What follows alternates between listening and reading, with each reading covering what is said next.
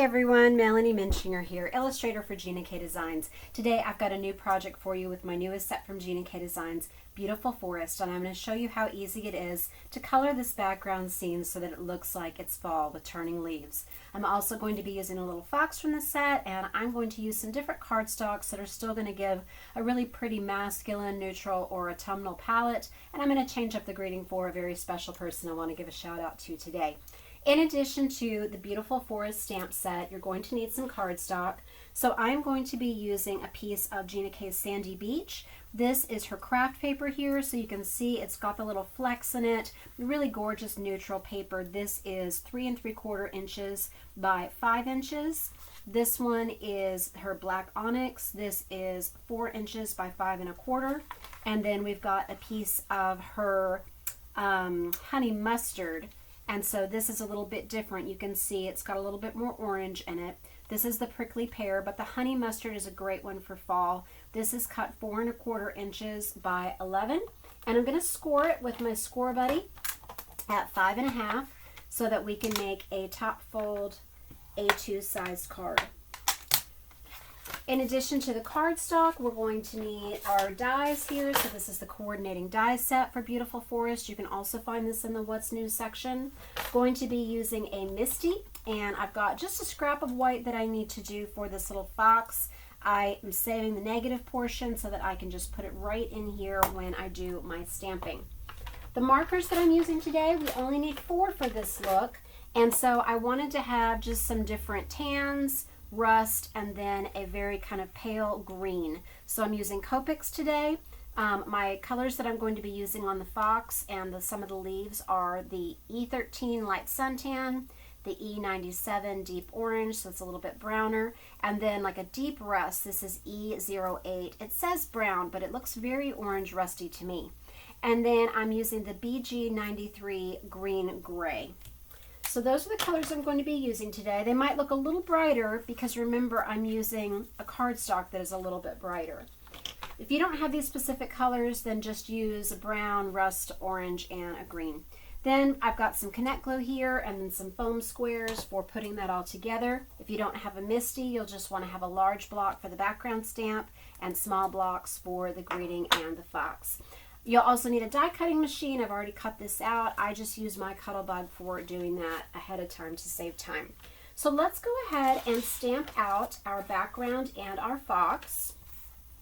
Oh, and we're going to need a ink pad. So I'm going to use the Jet Black Gina K Amalgam ink. And let's get out our fox and then that background stamp.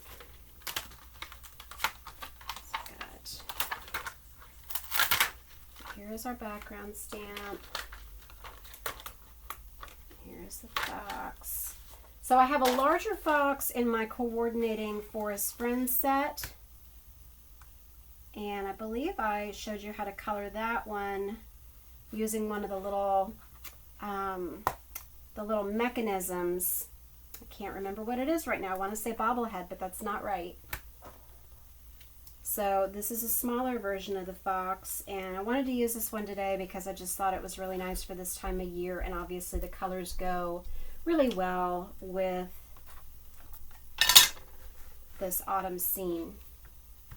Okay, so I'm going to ink this up in the Jet Black, press all over, and I'm going to grab this little, oh, excuse me, I hit my computer so you're going to hear that.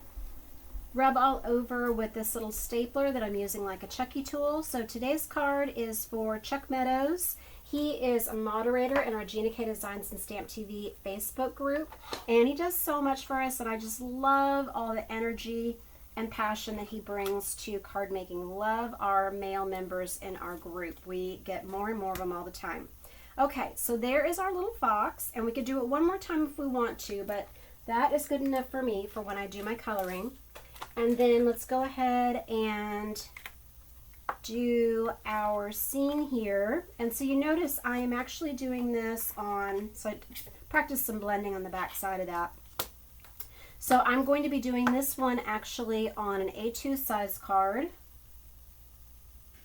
And it's going to meet up the way I have this trimmed, it's going to go just right to the edge. So I am lining it up so I'm going to have a nice, crisp border there at the top.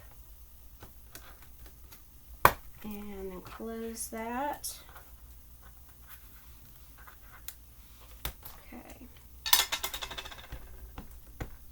So I just love when I see that enthusiasm and passion for stamping from men. My son stamped with me a little bit when they were younger, not anymore. I kind of hope that, you know, when they're wanting to make a card for their girlfriend or something, they might come back around and we have some crafty time together. Okay, so I'm going to go ahead, close this up. And so I mentioned Chuck. He is the inventor of what Gina is always calling the Chucky tool that really helps you rub all over that. It's so much easier than trying to press it with your hands. And he's shown a lot of different ones that he has made custom for people. And you can also just improvise with different things than you have, but it makes a lot of difference, especially if you have any kind of hand or wrist pain. Just gives it more consistency too.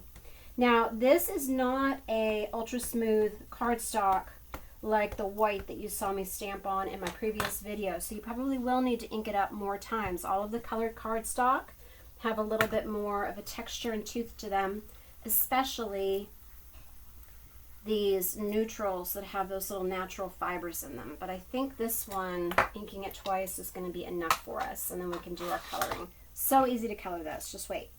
Okay, so that is good enough for me on the background. Actually, I'm going to do it one more time. I just really want it to be really solid in there. It's going to pop that much more. So I'm going to really concentrate on the trees up there where it's darkest. Now, I'll be glad that I did. And I'll give it a minute to dry and just to let it set before we do our coloring. Okay, just make sure you have it in place. Okay, yeah, that's good. All right, so we'll clean that off. And we're going to decide where our little fox is going to go. I'm going to make this a birthday greeting because he had a birthday recently. So I'm going to take, I've got these tiny little greetings in here in the set. And I think on this one I had autumn blessings up in the sky. I think because I have a bigger layout here, so the different places you could put it that it would look really good is here in the corner or up here. I think I'm going to put it down here on this one. So I'm going to do happy birthday, or you could do birthday blessings. So happy and birthday. And you can stack them or you can stagger them. They're still a little bit sticky on my fingers. I'm actually going to do these separately because I just want to make sure that they are the width. Sometimes that edge on the base of the clear stamp, it kind of bumps it up and the spacing is not exactly how I want it. All right, so let me stamp this nice and dark. And then we'll do our birthday. And I know from following our Facebook group that a lot of you are starting to receive your orders. So I can't wait, pardon my head, to see what you all are going to make with this set. Now you're going to blow my mind. Okay. There we go. One more time. Perfect. All right. So a MISTI is a great thing to invest in. You know, I didn't think I needed one, you know, at first when these came out. I really like, you know, kind of positioning the stamps on my own, but it does save a lot of time and keeps you from wasting cardstock or getting impressions that aren't quite there. Okay, so we'll go ahead and take this out of the MISTI and we'll do our coloring now. So just wait and see how quickly this colors up. All right, so first I'm going to start with some of my lighter colors, but I just want to go in and I want to have turning colored leaves in the bushes and in the foliage. And so what I'm going to do is I'm just going to touch it just very, very gently. And this actually looks like it's running out a little bit. I'm just going to use a little bit here. Here. All right, forget that one. I'm going to use this one. Okay, much better. All right, So I'm going to be dotting it in, and your darkest colors are going to go down near the bottom and next to those darkest areas in my image. So I want it in the trees. Make sure you put it back here behind the trunks, not just the front. And just throughout. And so all I'm doing is just touching it. I'm just going very quickly. Okay. And then let's do some of this darker one. Ooh, gorgeous. And so you don't have to color everything because you've got that neutral showing through. I am going to concentrate more of my darker colors on the bottom, but remember, some of these colored leaves are just going to be all over the tree, not just on the bottom. It's not just a shadow that you're doing with this darker color, but you're going to have those different colors all over these bushes. Okay. And I'm going to just put some down here since this is my darkest color. And you can kind of just tap in. And it really fades into the cardstock a lot more on that Kraft because it's darker. So you're kind of seeing how each of my little marks are a little bit more pronounced. Okay, so let's go in now with some of this green. And this is just going to kind of blend those together.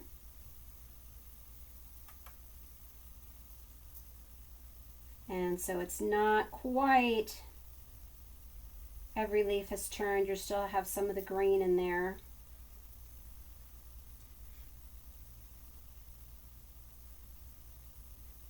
Okay.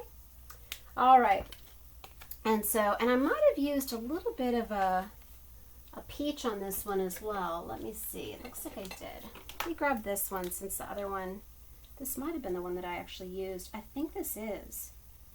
Okay, so this is really soft and this one just blends out. I think this is more of the color I was going for on the other one.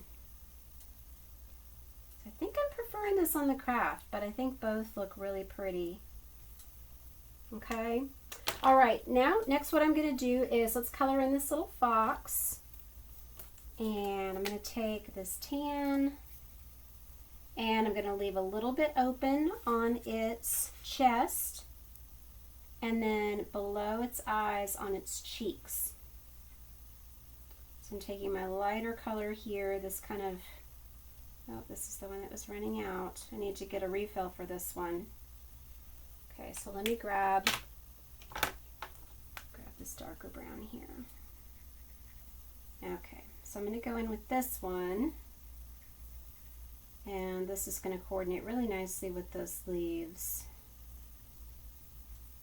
And then I'm just going to take that down to the nose, on the sides. Okay, and then I'm going to take this rusty color, the darker one, and I'm just going to put this in where things are overlapping at the bottom of the ears to kind of create some shape there to the face. Put just a little bit under the eyes and on the edges of the nose so that comes forward. I'm going to put some down here at the bottom of that tail and then down under here.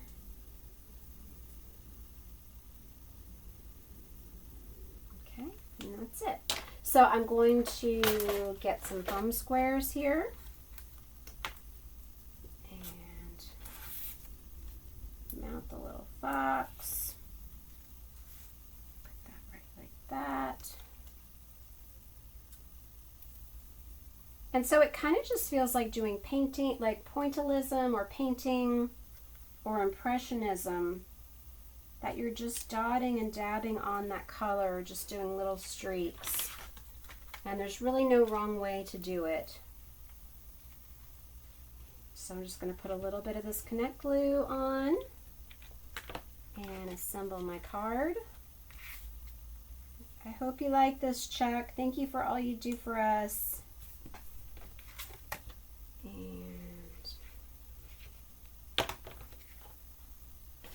then put it on our honey mustard base So I love seeing the different combinations and how just subtle differences. So this has a more muted palette, but I really like how both of them turned out.